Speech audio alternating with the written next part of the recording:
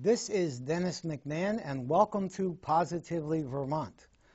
Today we are going to be exploring the work of the Vermont Woodlands Association, and our guests today from the Vermont Woodlands Association are Kathleen Warner, the Executive Director, and John Buck, a board member who is a wildlife biologist with the Vermont Department of Fish and Wildlife.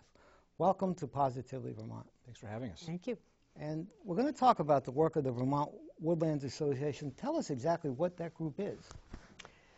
Vermont Woodlands Association is a nonprofit membership organization. Our members are primarily private woodland owners, consulting foresters, a few forest products businesses, some sawmills, and loggers, but it's generally private woodland owners. And what type of woodlands are there in Vermont? Well, what type of woodlands? There are lots of different types of woodland ownerships in Vermont. There are people who own woodlands for a variety of reasons, and who manage their woodlands for a variety of outcomes, whether it's for recreation, for wildlife habitat, clean air, clean water, timber products. Just to have a piece of Vermont, to be part of the state and have something they can hand down to their children. And how much of the state could be considered woodlands? 80% of the state is forested or covered with woodlands, and about 80% of that is owned by private individuals, such as like you and I, just regular citizens who own forest land. That's great. And what does the association do for its members and on the entire topic of the woodlands of Vermont? I would say that we primarily are an advocacy organization for woodland owners. That may include work in Montpelier and Washington, D.C., representing the voice of woodland owners. We provide education and networking opportunities for landowners. We provide education and outreach for the general public. We partner and collaborate with many other organizations and entities in Vermont, whether it's state agencies, other woodland organizations, UVM Extension, any number of things, really to serve the needs of woodland owners. And those are the folks really who own this working landscape that we so cherish here in Vermont. And so we are basically there to serve their needs. How long has this group been operating? Well, so the organization that began in 1915 was called the Vermont Timberland Owners Association, and that began around an issue of forest fire, when we had a lot of rail traffic and sparks were setting off forest fires. So that was really the precursor for Vermont Woodlands, and over the last 100 years, that original organization merged, changed names, ultimately became Vermont Woodlands Association. So we are technically celebrating 101 years this year. That's amazing. And you say it's a very diverse type of ownership. Could you describe some of the owners, from the small person to the large person?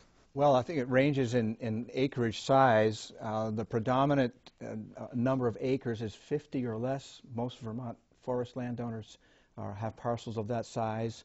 There are those, in the hundreds of acres and a few in the thousands, tens of thousands of acres. But there are a very small number of individual owners.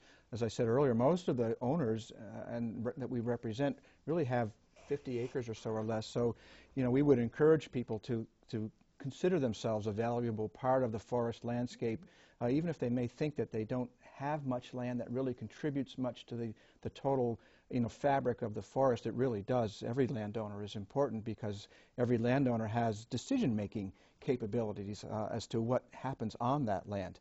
And so, it's part of the VWA, Vermont Woodlands Association, to help them with that decision-making process on what they would like to do with their land over the long term, over the short term, in terms of wildlife habitat, timber production, firewood production, maple syrup production, recreation. Do they like to ski, like to hike? Do they like to take photographs of the landscape? Do they like just to be in the woods? Some people own land because they just like to be in the woods, and they like to be in their woods. And so there's a certain serenity and a certain reclusiveness value that goes along with that as well. So I think it's kind of hard to put your finger on the typical Vermont woodland owner, because not only are there so many things that people own land for, that any one individual owns a piece of land for lots of reasons too. It might be hard for them even to describe. So that's what VWA can do, is help landowners make decisions with what they would like to do with their land. And as I said, that could be just with management decisions, but also in what we call succession planning. Mm-hmm. And that is the ability to pass your land on to the next generation so that it is managed and cared for in the way you would like to see it cared for when you're gone. So that's something that's very important, because there's lots of estate issues that surround ownership and passing that ownership on to another generation. And it can be very complicated, and there are people who are specially trained in sorting out a lot of those details. And we can put Vermont landowners in contact with the right people to help them with those decisions. It's kind of hard, I guess, to categorize such a vast amount of land. But what types of forestry do we have? What types of trees? What types of environments? What types of animals do we have? Vermont is one of the most diverse states in the Union, really, considering our small size. When you think of Lake Champlain being at 100 feet above sea level to the top of Mount Mansfield at around 4,300 feet, we go through many, many, many what we call natural communities, or different types of forests. So we have our lowland, our bottomland forests that would have elm trees, red maples, silver maples, and species that do well in the warmer, so-called warmer temperatures and maybe moister soils and deeper soils. And as we go up in elevation, we start picking up some of the more, the classic hardwood species and softwood species like sugar maple, our state tree, is perhaps the most common deciduous tree that we have in the state. And it's associated with yellow birch and white birch and American ash and some of the prominent red oak as we get into some of the valleys. And there's a host of other trees, associated trees that are mixed in there. And as you go farther up in elevation and soils become more shallow, you encounter more of the coniferous forest and your spruces and your firs, balsam fir, red spruce, white spruce. And then finally at the top of Mount Mansfield and just below the alpine zone where there's still trees, you have the montane forest, where some of the rarest plants and animals in the state live, such as our bicknell's thrush, for example, and mountain bilberry, two classic examples of species that are not found anywhere else in the state but on these very rare habitats, so forested habitats. So it's a very special place, Vermont is. It's amazing. I notice you have some books there that might explain things. Can you tell us what you have? I do, yeah. As John is talking about our forests, I'm sitting here with Forest Trees of Vermont. This is a very new book, just published in the last several months, by Trevor Evans, who I must plug because he actually is a member of our Vermont Woodlands Association board.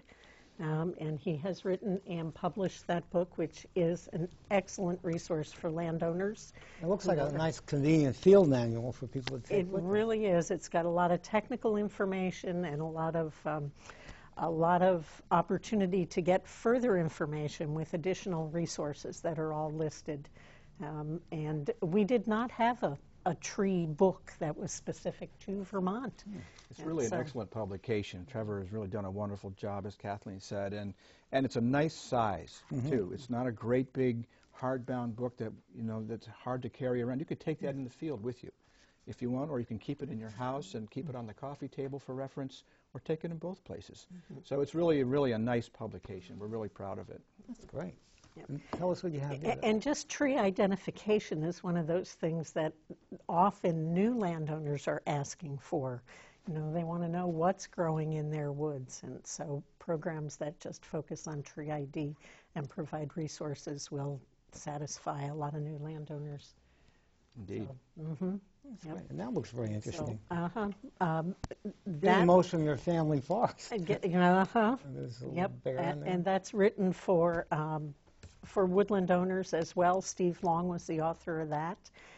He was also the publisher of Northern Woodlands Magazine, which is a great resource for landowners. So these are available to folks. And John talked about wildlife habitat. That is a book that was published by Fish and Wildlife. You may want to talk about that, Certainly, John. yeah. I mean, that's a beautiful It is. scene. This is a second edition, and it's really a fabulous publication that was written by fish and wildlife biologists. And it's just recently been published, and it's available online through the Fish and Wildlife Department. People can purchase this for $12.50. I think that's a bargain. And it's wonderfully pictured and diagrammed, for example, by the various habitat types that you might find in the state. And so not all of the state is forested, but most of it is. And this particular page is about our grasslands and the species that inhabit grasslands. But as you go through, you can thumb through and see all of the different types of forest lands and different natural resources that you would find, the animals in particular, species that you would find on those different habitat types, and ways to conserve those, manage them in a way that's appropriate for those species. And the Fish and Wildlife Department has staff that's always available to help landowners with some of those decision-making decisions that have to be that are sometimes difficult because you have so many things to think about when it comes to managing your land. So in addition to VWA helping, Fish and Wildlife can help you as well. That's great. I mean, it seems that just a lot of material, and we're going to put it on the web, your website reference, and we'll be discussing some other things, but it really seems a tremendous amount of resources that you have available. We do, and if folks go to the website, they'll also find the programs that we offer. We have Walk in the Woods, which has been going on since 2007, each month, and in fact several times during the month. There are opportunities to get out into the woods and see what's going on other people's properties, network with other landowners. So this coming month we have a program on apple tree pruning. It's that time of year to be doing that. We have a program on black bears with Sue Morse up in Jericho, tree identification in Dummerston with Lynn Levine. So we have an education committee that works throughout the year to put together these opportunities for landowners and the general public. Most of them are free and open to the public. The more we make people aware of our woodland resource here and get people engaged in not only caring for it, but caring about it, the better chance we have that we're going to be able to conserve that working landscape. That's great. I want to get into a couple of specific programs that I know you're involved with, but tell us about what is this, the American Tree Farm System? What is that about? The American Tree Farm System is a nationwide program that began 75 years ago. In fact, this year is the 75th anniversary. And it's really all about private woodland owners who are stewards of their woodlands. They take care of their woods for a variety of reasons. They all manage is kind of one of those words that's a little scary sometimes to people, but these are folks who all care for and manage their woods for recreation, for clean air and water, for wood and wildlife, and those are the focuses of Tree Farm. In Vermont, we have about 500 landowners who belong to this, what I kind of call an elite group. They're folks who have committed to taking care of their woods at a higher standard. I mean, they adhere to a standard of care and follow that, so that what we have is lands that are sustainable for the long term. Exactly. And I see you have a section here, become a tree farmer. How does someone become a tree farmer? Well, the first thing you do is call me or send me an email. To be a tree farmer, you need to have a management plan. So all of our landowners in Vermont who are in current use, the tax equity program in the state already have a management plan, so they are potential tree farmers. So you need that management plan. It needs to meet certain objectives, and your property needs to be inspected by a tree farm forester who will look at your management plan and look at your land and say that, yes, indeed, you are doing on the land what your plan says you are doing. And then you are enrolled in the tree farm program, and you get that very cool green and white sign that says certified tree farmer. Really is, it's pride of stewardship. You know, becoming a tree farmer really gives you that opportunity to say, I care about my woods and I am proud of what I'm doing to take care of them. That's great. What other kinds of projects do you have going on right now for the association and its members and the general public? Well, I'm just thinking of the Walk in the Woods events that Kathleen mentioned are really some of the more fundamental activities that not only members but non-members who could potentially become members are invited to participate in. And it's a real on-the-ground, hands-on opportunity for landowners to interact with one another and to see how different objectives might be accomplished. You know, you may be contemplating something for your land. You know, it could be you're trying to harvest firewood on your property over the long term so that you can heat your home and do it sustainably without causing any negative impacts to the wildlife that live on your land and to the soil. You don't want to make a mess of the soil and ruin productivity. And so you might not be able to figure that out until you actually see how it's done. You know, it may just be an image in your mind, and you really can't fathom how that would be done on your land. And so by attending Walk in the Woods, often you get inside information on, and actual visual information as to how certain tasks can be accomplished. And so I attended one years ago that was at a sugar bush in Orange County, and I saw some amazing ways in which maple sap was transported from the trees to the sugar house and then turned into syrup. Through some very, very ingenious plumbing and use of physics. So it was really instructional for me, all free. And the landowner gave up his day to teach anybody who came that day to provide us with insight into how to effectively and sustainably make maple syrup on our land. So that's just an example. Well, we do lots of other kinds of forest, talks as well, but highly recommend that. Right. And talk is the other thing I wanted to mention, because that's Yes. That's something we focus on as well. In fact, this week there is a program put on by Kim Royer from Fish and Wildlife on how land use affects wildlife habitat. That will be an indoor session that Kim will just talk to attendees rather than be out in the woods, and that'll be held Thursday night at VTC. So that's something else that is on our website. Another program that I'm really proud of is called Women Owning Woodlands. Mm-hmm. We have a specific program that's focused on women woodland owners, whether they own woodland by choice or by circumstance. Very often women want a little different learning than some of the groups that we do and some of the programs, and so we have a focus this year on women woodland owners in managing invasive species. So there will be a WOW program on April 2nd in Pulteney. That's great. Mm-hmm. And we just recently completed a workshop series on successional planning, too. We did. And it was a wonderful opportunity. It's something we'll do again in the near future, but it was an indoor session where real estate attorneys and tax attorneys provided advice to woodland owners as to how to pass their land on to their heirs or to a conservation organization, or to ensure that what they're doing on their land will continue.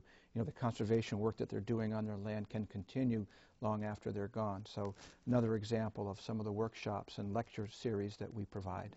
It's amazing. I'm looking at the website. There's a lot of resources for landowners, resources for the general public. Did you have an annual meeting that takes place? We do. April 9th is our annual meeting. That too will be held at Vermont Technical College. That's a Saturday. It's always a great turnout and a great program. That agenda is on our website. That is also open.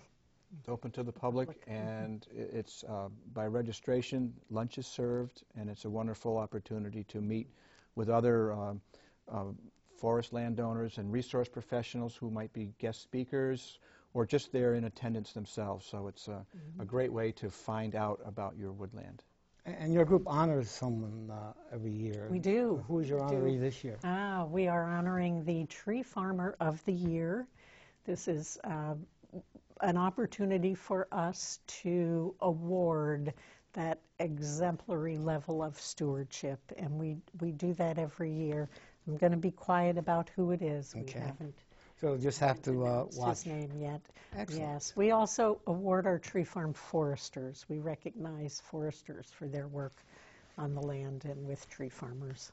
Excellent. Well, this is really fascinating and something that a lot of people really don't know about, and hopefully that people will avail themselves of the web material that we're going to publish, and we'll be following you as we go along the rest of the year. If you have anything else, please let us know. Excellent. Thank you so much, Dennis. I want to thank you for joining us here on Positively Vermont. My guests have been Kathleen Warner, the Executive Director of the Vermont Woodlands Association, Board Member John Buck, who is a wildlife biologist with the Vermont Department of Fish and Wildlife.